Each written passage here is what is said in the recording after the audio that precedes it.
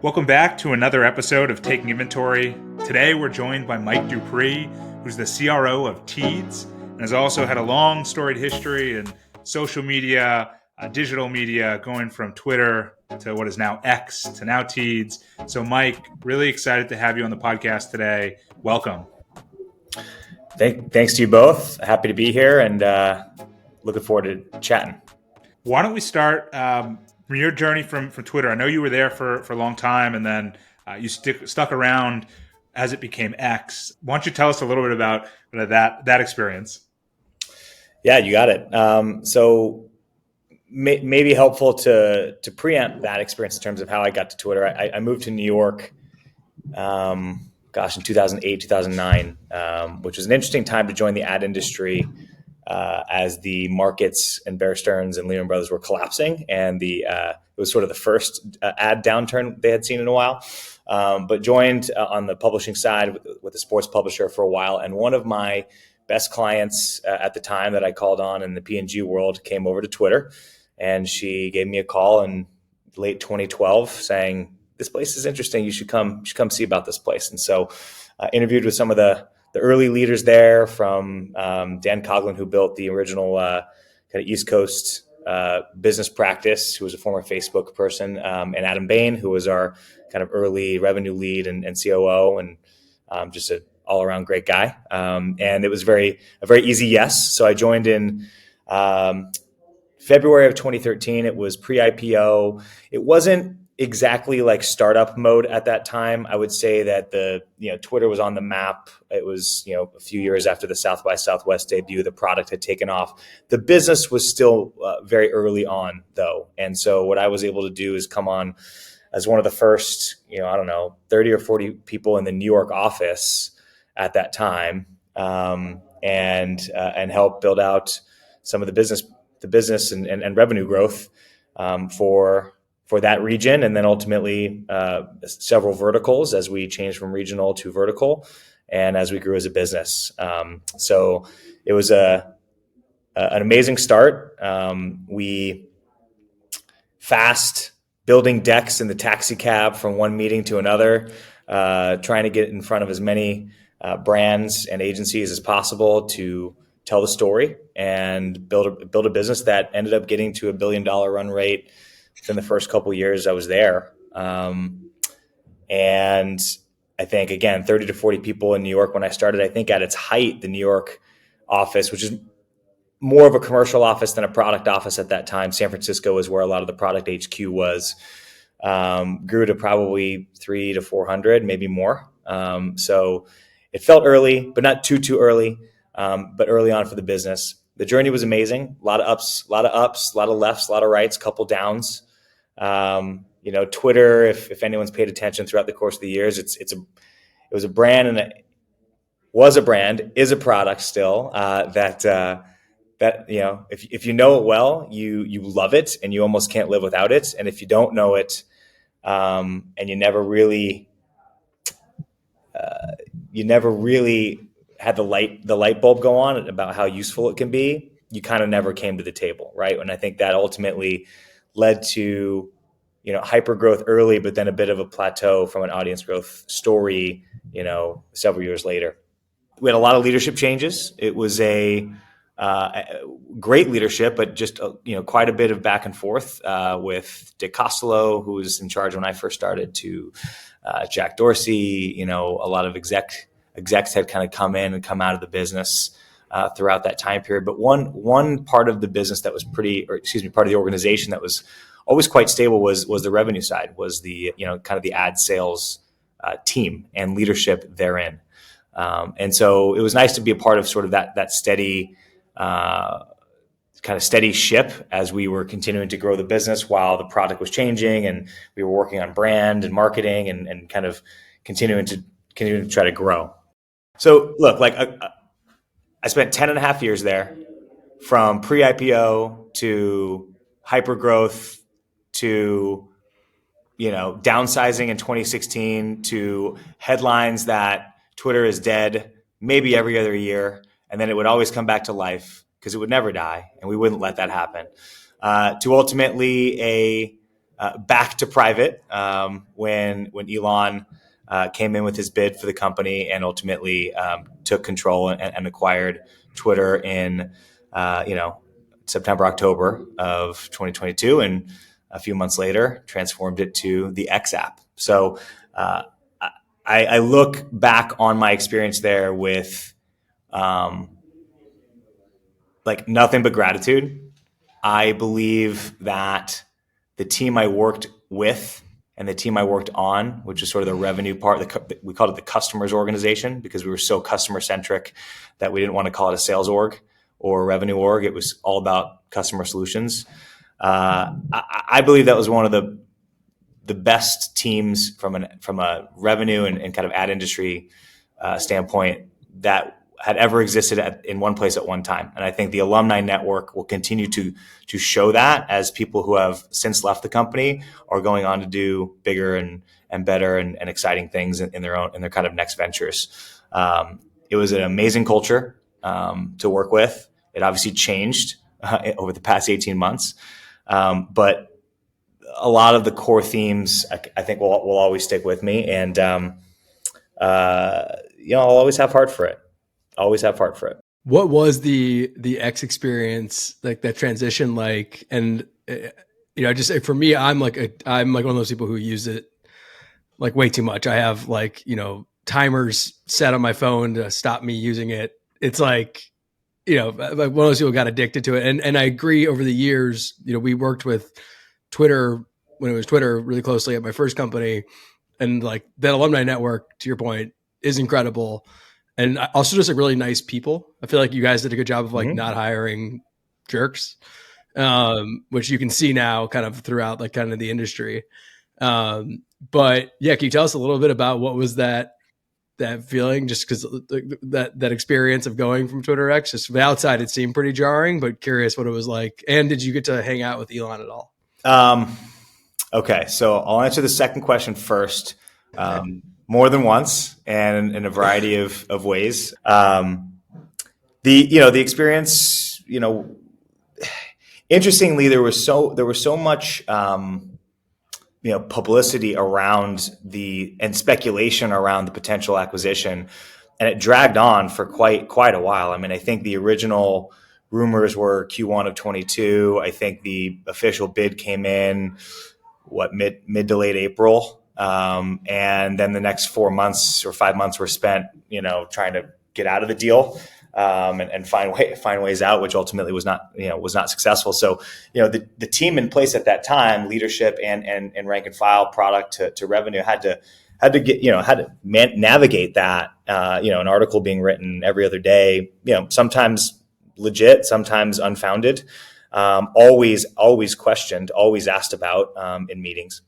And navigate that year to continue to drive the business forward and control what you can control, which is cliche in some ways, but also really the only answer in other ways.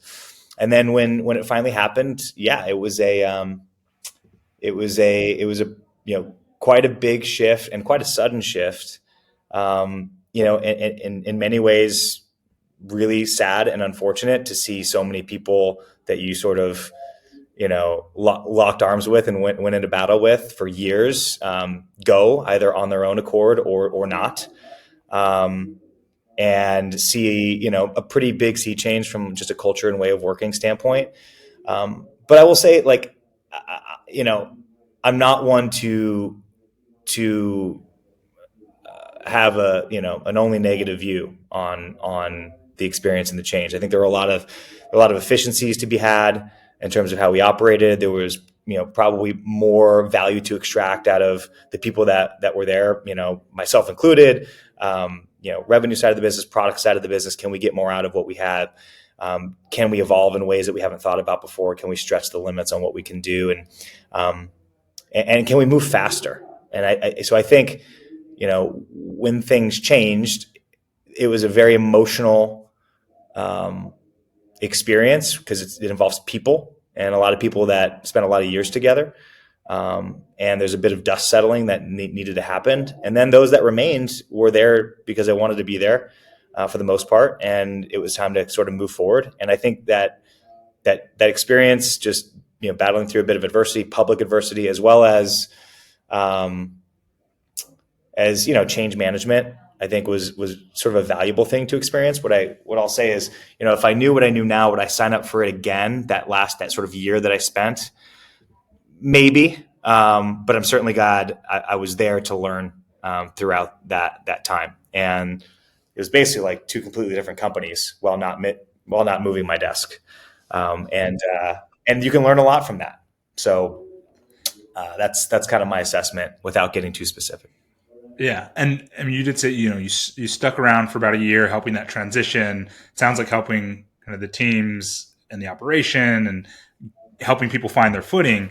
And then it sounds like after that year, kind of new opportunity, maybe try something new. And so Teads is that something new. You've joined as CRO. Mm-hmm. I think it's a name that I certainly have heard for many years. No, I've never actually used it. I've never actually had a deep conversation from the technical and product side, but it has a very strong reputation. So maybe you can share, like, what is Teads? How should people see this? And how has the business evolved since being founded? Yeah, happy to. And you probably have engaged with it as a consumer, or some of the advertising, placement and the innovative experiences without maybe knowing it.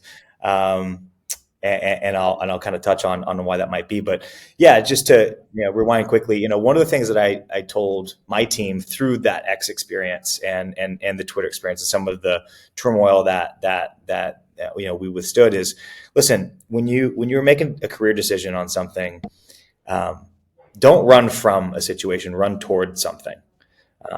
And I believe that if you run from something, the next thing will probably be just a pit stop. And you'll end up leaving a year or two later, or maybe even less, because it really wasn't something worth waiting for. And if you run towards something, you're doing it with purpose, and you're doing it because you've done the proper vetting and you feel that the role and the place and the culture and the leadership match the values that you have. And ideally, you're writing those down and you understand the things on your short list that matter in a career and in a job opportunity. And so for me, that's what Teads provided. I've known people here for many years. Our COO, Meg Ranieri, and I crossed paths at a company years ago. We've always kept in touch. I admire her greatly. She's incredible. And, that was the first sort of signal to me that, like, okay, maybe we should take another, a deeper look here. And so I did my own due diligence before coming here and found very similar to you, Dan, is the reputation was sterling in the industry. People who worked with Teads from an agency side or a brand side who worked with us regularly, loved the team. The product had a great reputation in the ad tech ecosystem, in this sort of supply and demand kind of programmatic ecosystem. You want cleanliness, you want trustworthiness, you want safety, you want viewability, you want to have all those boxes checked and not be sort of the underbelly part of that industry. It was very important for me to go to a place that represented premium environments, dependability, safety, suitability, and just an overall like product that can deliver. And look, at Twitter, the product was amazing, but the ad product itself, fits and starts. We were great in some areas, and we kind of never built a performance product that really crossed non-endemic categories to prove out success. I think they're still working on it, and I hope they get there. I think they might. And Teads kind of had been already doing those things. And so coming into the business, it was clear to me that, the things that I had vetted, great to work with, sterling reputation, product that's dependable, and it's just a company that people feel comfortable with. It kind of checked out. And I would say, what I've been pleasantly surprised to see is, one, the level of access that this team has. I mean, we are having like very high level conversations with most holdcos, opcos, indie agencies, clients, brands direct on what their needs are from an advertising standpoint or a marketing standpoint. So, this company's been around for over 10 years. And they've definitely done a nice job carving out a space in this, in this industry and finding a seat at the table. The way to categorize Teads would be a end-to-end tech platform that provides premium, direct, exclusive supply that primarily was founded upon the in-read or outstream video ad unit. So Teads very early on, did exclusive deals with most major publishers, almost anybody you can think of in digital, and carved out a very unique inventory slot that offered a different solution to the sort of pre-roll video OLV rollout that kind of took storm as a TV alternative, and created essentially a video player without pre-roll, in the middle of an article experience, clean and edge to edge, and and took that inventory over with exclusivity and code on page that allows us to garner a lot of data and do a lot creatively with that space, with that sort of real estate. That was sort of the initial growth. Sort of reinventing video advertising was the slogan at the time, because they sort of created a new format, IAB certified, et cetera, in Outstream and InRead. Since then, they obviously are not resting on those laurels. We've built a ton of extensions to that, continue to push and supply, and have now extended into not only video and Outstream, but also performance, and have built a really strong mid-funnel solution to drive quality traffic, as well as extensions into connected TV. So the two strategic bets of all right, we have our core, but we're going to move into CTV because there's not a real turnkey solution there across all OEMs yet, and everyone's battling to build it. And I think we have a unique value prop there, as well as a performance product, which is a world I came from. I ran a lot of performance business at Twitter. I love that stuff, and I wanted to to help continue to grow that, as it was the fastest growing part of the Teads business last year and the year before. So premium supply, direct and exclusive inventory that allow for a lot of innovative solutions there, and an awesome creative, the stuff that would make you kind of stop your thumbs from scrolling through an article. It garners a lot of attention, and that generally produces results for the advertisers. And then extensions into CTV and performance, and can be accessed through a third-party DSP, or it can be accessed through our own Teads Ad Manager platform, which is another kind of unique and interesting differentiator that was built over the past couple of years. The last thing I'll say is that it's a French company, and so I went from working for Elon to working for a French-owned company. If we know anything about the French, they like their numbers, and so it's been kind of fun to get into the weeds there a bit. But it's a global company, and coming from Twitter and X, which is a global company, over here, which is a global company, I like being able to work not only across functions but across borders. And we have a ton of strength in Europe, which is where the company was founded too, that we can learn from. And a walled garden for a decade, and then moving now to open web. Has that been an interesting transition? So it's a part of the world that Dan and I talk about this a lot. We were at Snap. It's we had enough problems dealing with our own single publisher that you just never even thought about the rest of it. How's that transition been for you? I mean, look, personally, it's refreshing and interesting to do something different after 10 and a half years. I think each space has its own challenges, and each space, whether it's walled garden or social, and then kind of open web, or let's call it open web, they have their challenges, and they're both very competitive. I would say from the world we came from, the challenge is that we're all competing against, duopoly in Facebook and in Google.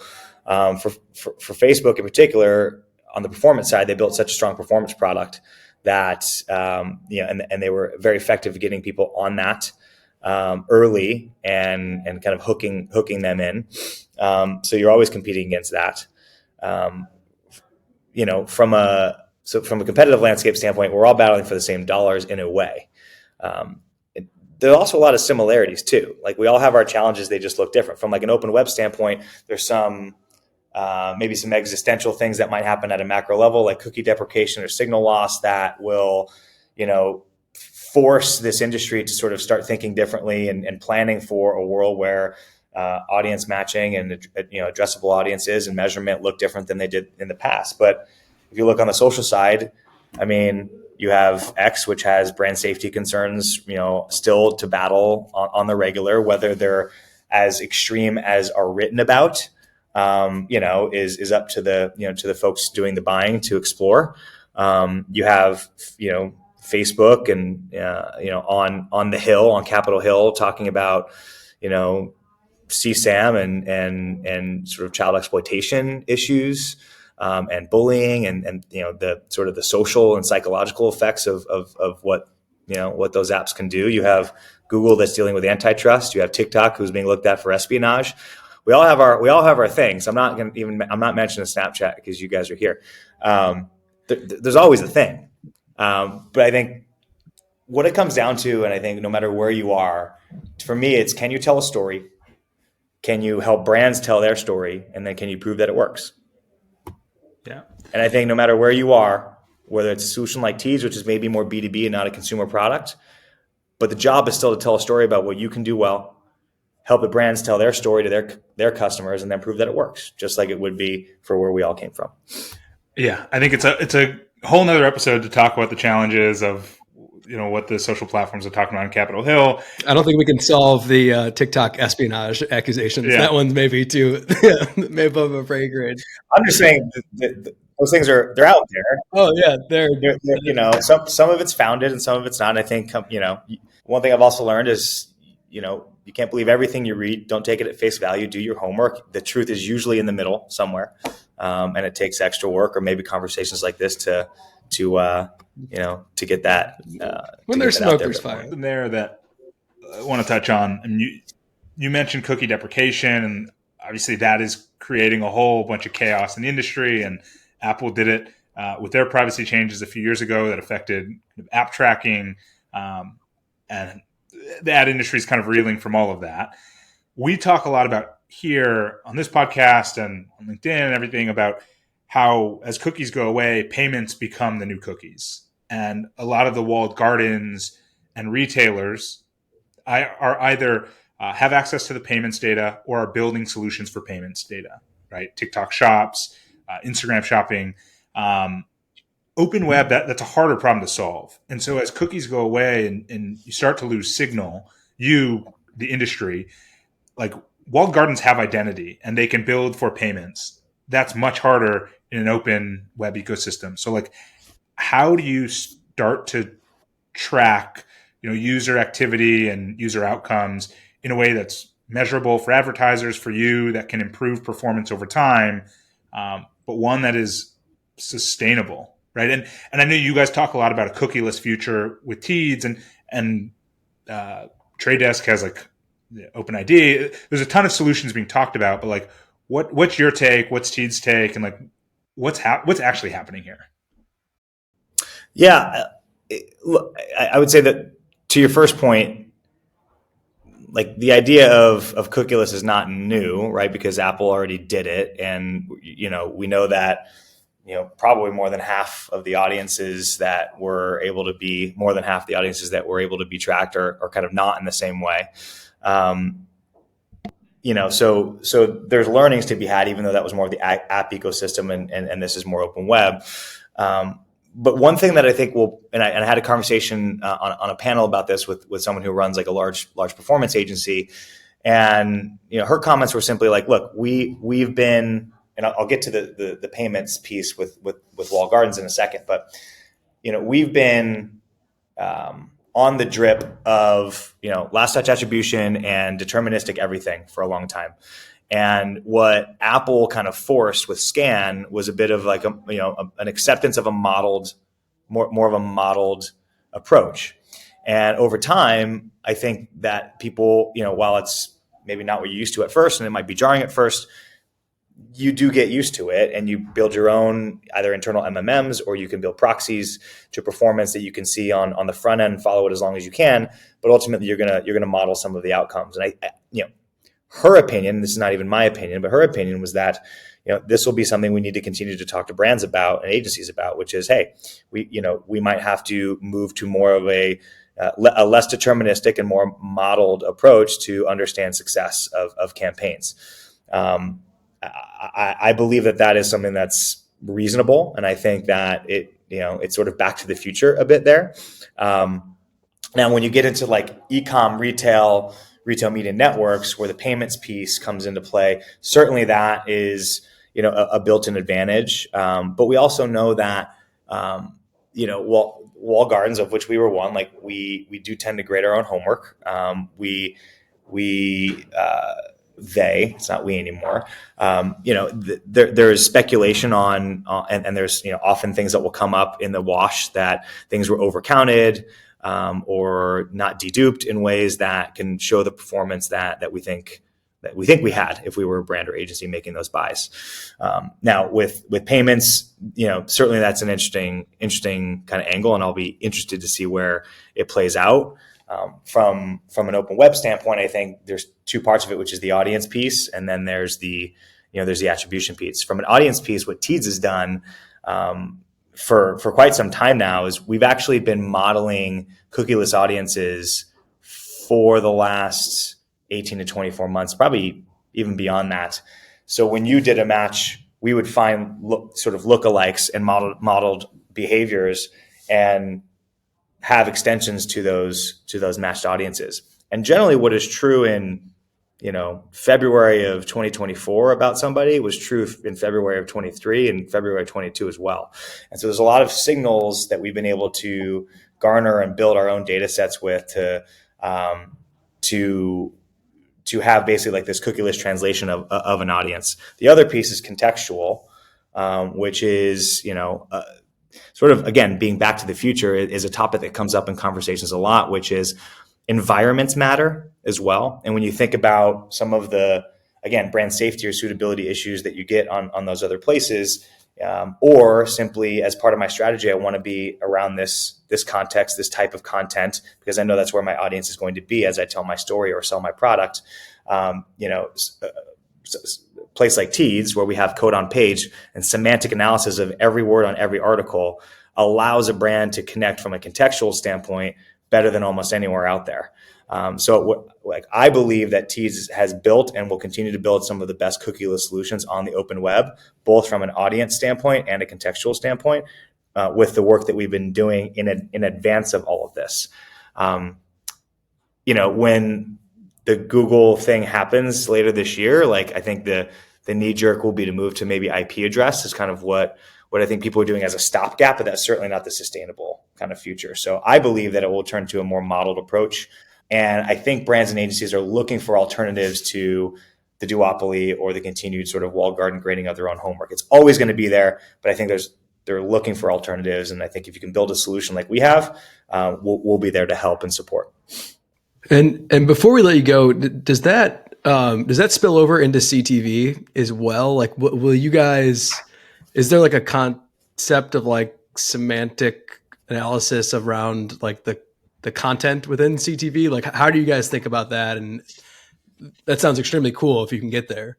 Look, I think the first step for CTV is great supply, continue the innovative ad format. So some of the work we've been doing there, with a number of OEMs is not only on sort of in-stream kind of ad slot video pods, but also native home screen experiences, which for sort of the outstream kind of version of CTV, can we carve out and will we carve out, which we plan to and are, that sort of unique value prop and offering as an extension of your video unit or your rich skinned creative unit from one screen to another. The semantic analysis obviously is different. We're not talking about words on page. We're talking about content. And a lot of times ACR data, audio content recognition data, allows us to understand either in work with the OEMs or third parties, kind of what the environment is that we choose to advertise in. So I think there's sort of an audience / kind of ACR and contextual experience that we can do there as well. The other thing about CTV is I think what brands and what the buy side is struggling with right now is kind of frictionless options. I think the trade desk is certainly there to try to provide an easy way to tap into CTV inventory using audience data. But I think there's a limit in terms of the type of creative executions you can do there. And the ad industry is looking for a way to not have to go piecemeal to every single OEM or OTT partner or content owner to do a sort of CTV extension to their deal. They want a one-stop shop. And so I think you're going to see evolution in our space And I think what we're doing is in anticipation of that, to try to provide that sort of frictionless one-stop shop, or maybe one of a couple shops you can stop at to get a lot of scale without sacrificing some of the creativity and efficacy. The other piece on context that's interesting is if there was some news that came out. Trade Desk kind of announced a new buying model. I think they called it SP 500. Which is smart. I like that. But it's effectively a way to be less audience an approach to buying through their platform, and more environment, right?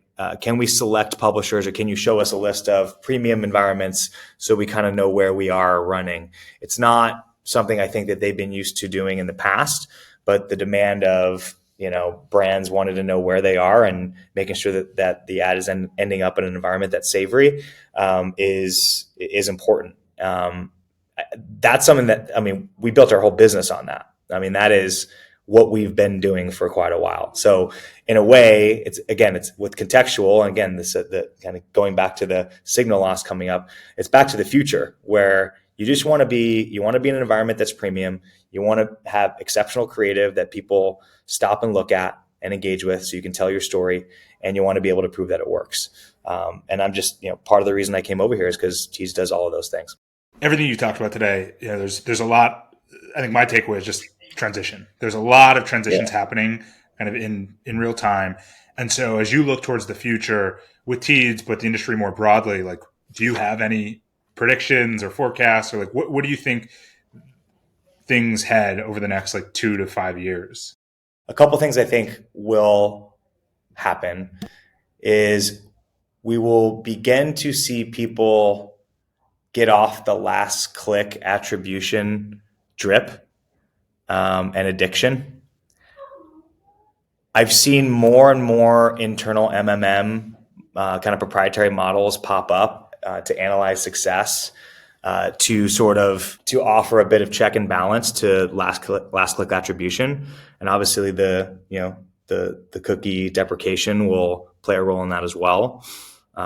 So I'm beginning to see a movement to less of a reliance on last click attribution, and frankly think that it's a bit of a fixed game in a way as well. So hopefully that trend continues.